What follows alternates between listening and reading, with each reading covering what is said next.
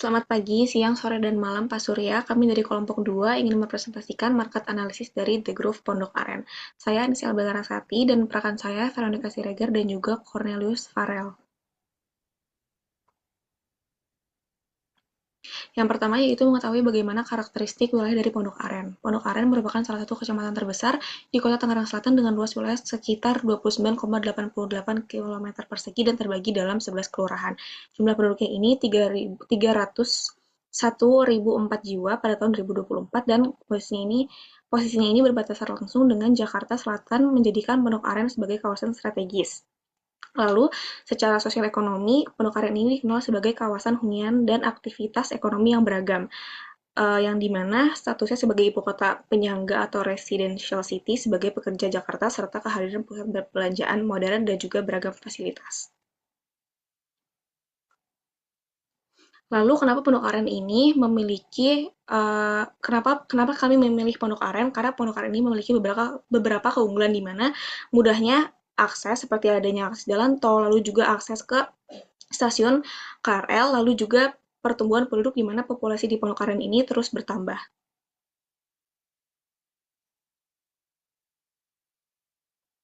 Lalu adanya ekosistem yang lengkap di mana Pondokaran ini ibarat kota kecil yang lengkap, semuanya tuh ada di sini jadi tidak perlu jauh-jauh ke daerah lain yang di mana ada pusat perbelanjaan dari ada B-Exchange, lalu ada Lotte Mall Bintaro, ada Transpark Bintaro, dan ada Fresh Market Bintaro juga. Terus yang kedua, ada fasilitas pendidikan di mana ada British School Jakarta dan juga sekolah lainnya. Lalu juga dari segi kesehatan ada Rumah Sakit Pamer Bintaro dan juga ada Rumah Sakit Pondok Indah Bintaro. Lalu, apakah real estate komersil memiliki potensi jika dibangun di Pondok Aren? Yang pertama, kecamatannya ini memiliki kurang lebih 300.000 jiwa di wilayah kurang lebih 30 kilometer persegi. Jadi tingginya kepadatan ini menghasilkan permintaan untuk layanan retail, kuliner, dan jasa harian cukup stabil. Pondokaren ini menjadi buffer zone di mana banyak di mana antara pusat kerja di Jakarta dan juga pusat hunian di BSD. Lalu dari hadirnya beberapa tempat-tempat seperti mall, rumah sakit, dan juga uh, pendidikan mendorong kebutuhan area komersial pendukung. Lalu dekatnya juga dengan stasiun KRL membuat traffic konsumen tinggi dan juga peluang TOD atau Transit Oriented Development. Tantangan yang perlu diwaspadai yaitu adalah persaingan yang ketat, kemacetan, dan juga segmentasi pasar berlapis. Lalu produk komersil yang potensial, yaitu dari produknya retail strip atau lifestyle center skala menengah, alasannya adalah demand tinggi untuk hiburan dan kebutuhan sehari-hari dekat rumah. Lalu yang kedua yaitu gabungan ruang khusus seperti bimbel, coding, musik, daycare, playground, indoor, plus tenan retail atau F&B. Alasannya yaitu Pondok Aren punya banyak keluarga muda dan mahasiswa. Lalu yang ketiga yaitu hotel bintang 2-3 menyasar tamu bisnis atau keluarga yang berkunjung ke rumah sakit, kampus, atau kawasan industri. Alasannya itu lokasi strategis di dekat tol dan stasiun, supaya hotel skala menengah di Pondokaren belum banyak. Lalu lanjut ke analisa mikro, yaitu ada SWOT analisis. Untuk kekuatannya itu lokasinya strategis dekat Jakarta dan juga BSD, fasilitasnya lengkap, pasarnya besar dan juga nilai tanahnya terus naik. Lalu untuk kekurangannya itu adalah lalu lintas yang macet, harga tanah yang tinggi, dan juga persaingan dengan developer besar. Untuk peluangnya, ada tren pindah ke kota satelit, potensi huniannya dan juga komersial, ada infrastruktur transportasinya yang berkembang, dan juga kelas menengah yang tumbuh.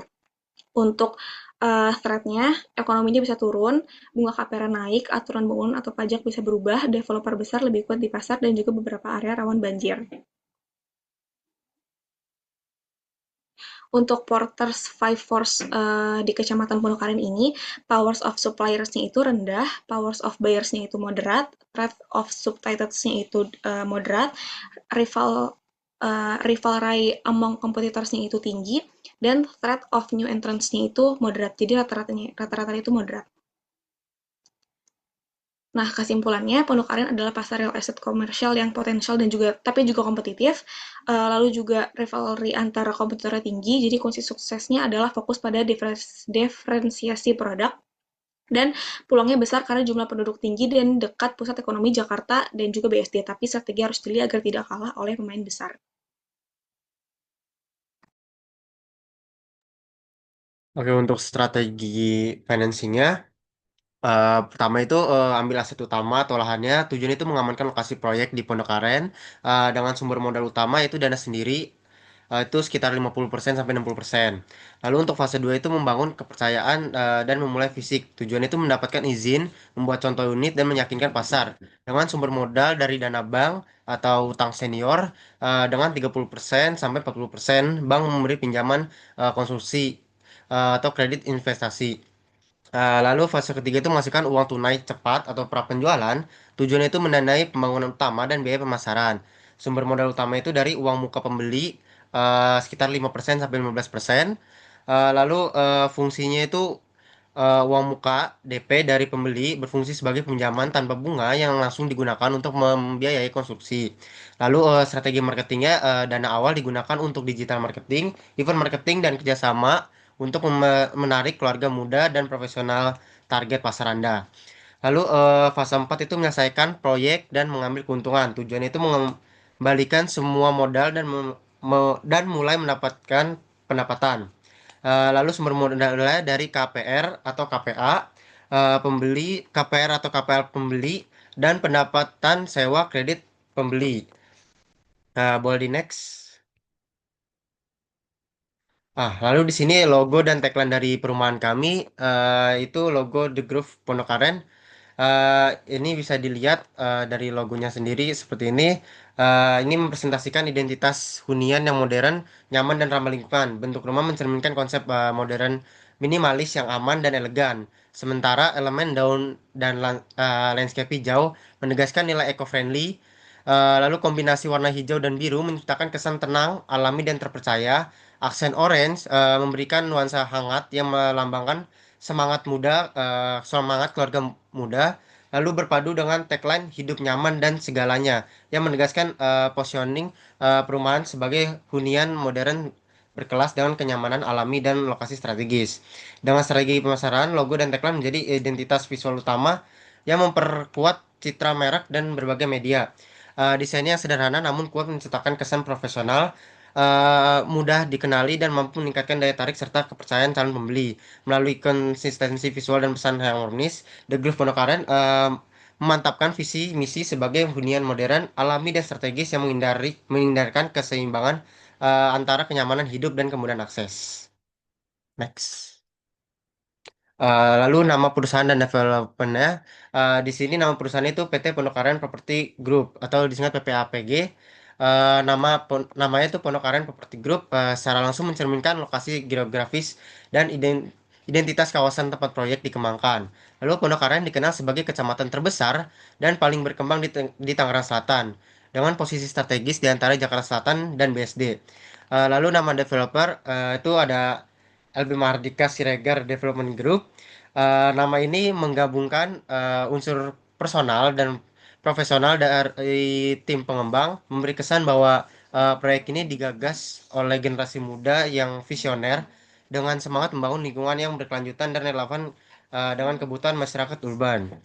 Lalu LB Mahardika Siregar memberi sentuhan kredibilitas dan orisinalitas nama yang kuat untuk developer baru yang ingin tampil sebagai pendatang inovatif di pasar properti menengah atas. Boleh di next. Ini untuk site plan-nya. Di sini kita ada dua tipe rumah. Sebelumnya boleh ke bagian RAB yang ukuran lahan dulu, Fer.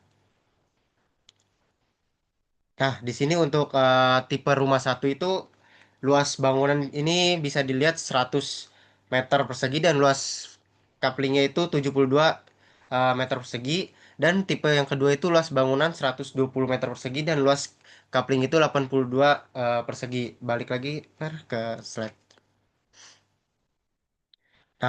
Ini bisa dilihat tipe rumahnya dan ini jalan dan pepohonan yang ada di perumahannya. Next. Nah, ini untuk tipe satunya yang luas kapling 72 meter persegi dan luas bangunan 100 meter persegi. Next. Ini untuk tipe 2-nya di sini bisa dibilang bangunan yang lebih luas 120 meter persegi dibanding yang sebelumnya dan luas kaplingnya itu 82 meter persegi.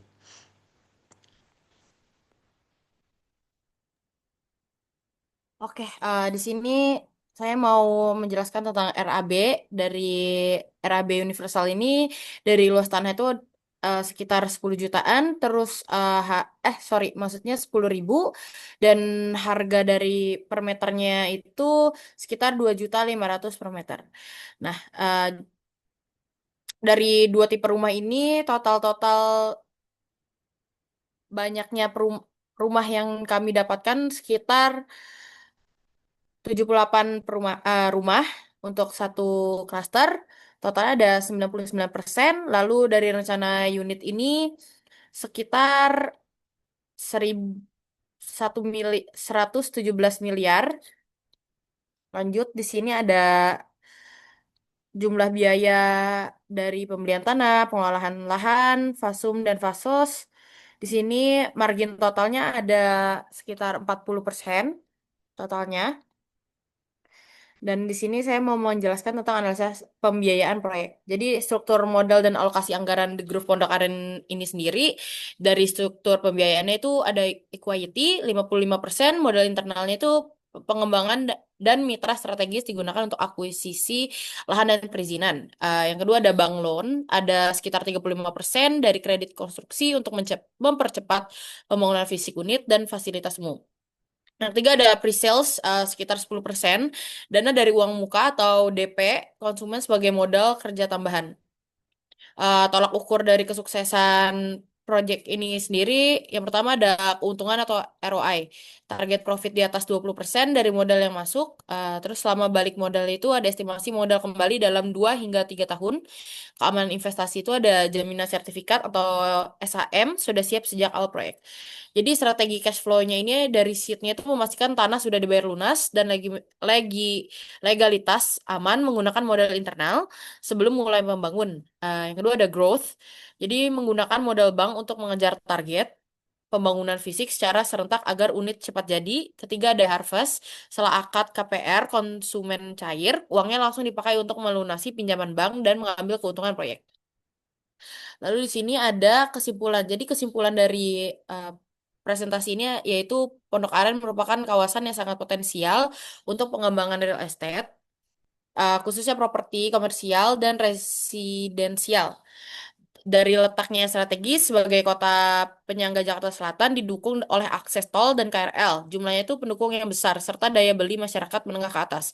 Jadi kan Pondok Aren sebagai pasar yang menarik dan berkelanjutan. Ekosistem wilayah yang lengkap mulai dari pusat perbelanjaan, fasilitas pendidikan dan kesehatan hingga kawasan dunia modern mendorong tingginya peminatan terhadap properti pendukung seperti retail strip, lifestyle center, fasilitas edukasi informal hingga hotel skala menengah. Dari analisis SWOT ini dan Porter Five Force menunjukkan bahwa meskipun peluang pasar sangat besar, tingkat persaingan juga tinggi sehingga diferensiasi produk memilih pemilihan lokasi strategis dan konsep yang relevan dengan kebutuhan pasar menjadi kunci keberhasilan. Jadi dari strategi ini pembiayaan bertahap dan mengkombinasikan modal sendiri, pinjaman bank, dan pra-penjualan, serta didukung juga strategi pemasaran yang kuat dan positioning yang jelas. Proyek The Groove Pondok Aren ini memiliki prospek finansial yang baik dengan target ROI di atas 20% dan estimasi balik modal selama 2 sampai 30 tahun. Maksudnya 2 sampai 3 tahun. Secara keseluruhan, Pondok Aren layak dikembangkan sebagai kawasan real estate modern yang mampu memberikan keuntungan bisnis sekaligus menjawab kebutuhan hunian dan komersial masyarakat urban.